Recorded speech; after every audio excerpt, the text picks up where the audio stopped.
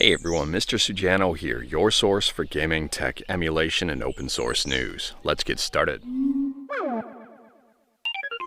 Alright, to kick things off, yes, I am still camping. Yes, it's an absolutely gorgeous day out.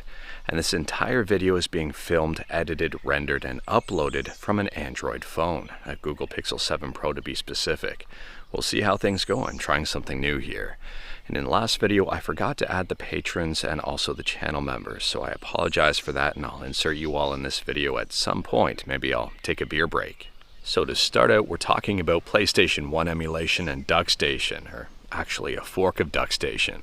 There's a brand new fork of Duckstation out there allowing people to take 3D screenshots. Interestingly, this one dumps level model and textures from the angle the user chooses in OBJ format.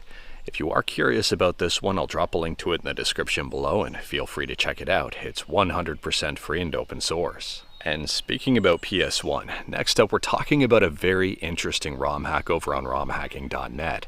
It's called Final Proofread 7, and it's basically Final Fantasy 7 on the PlayStation 1 with a whole bunch of grammatical fixes. From my understanding, absolutely nothing else about the game has been changed. And again, if you are curious about this one, I'll drop a link to it in the description below and feel free to check it out. Moving on, and we're talking about The Verge, and The Verge has a very interesting article, or interesting is putting it nicely.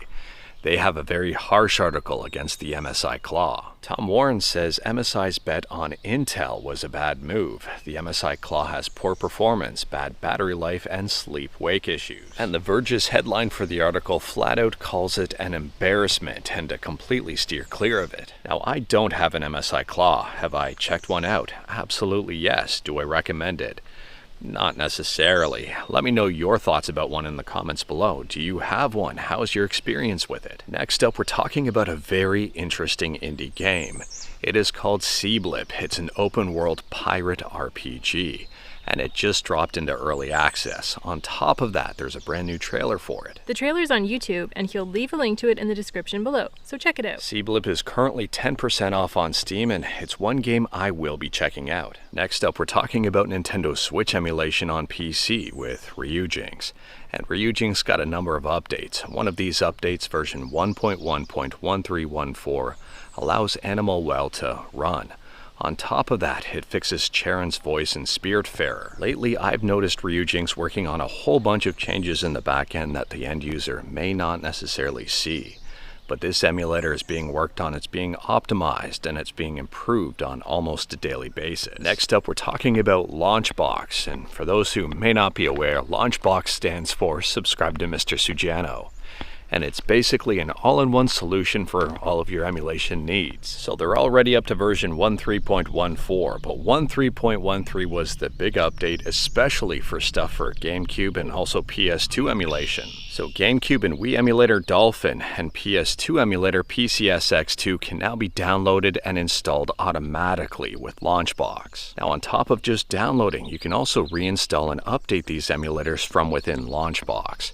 And as usual, there's a whole bunch of fixes and improvements. For example, one of these improvements is a brand new prompt with possible solutions if you've got a game with missing dependency files. If you are curious about this one and wanted to see the full changelog, I'll drop a link in the description below and feel free to check it out.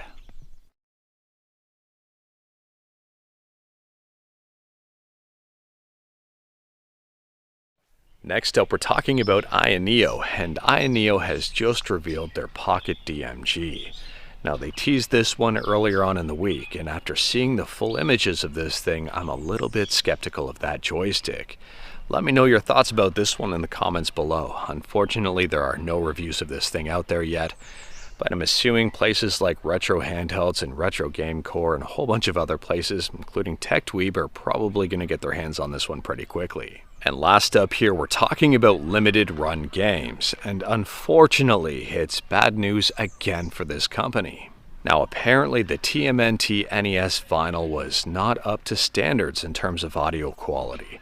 They were called out, and unfortunately, it seems like it's not necessarily the best product out there. Now, rumor has it that they were working with certain restrictions, and this is the absolute best they could do.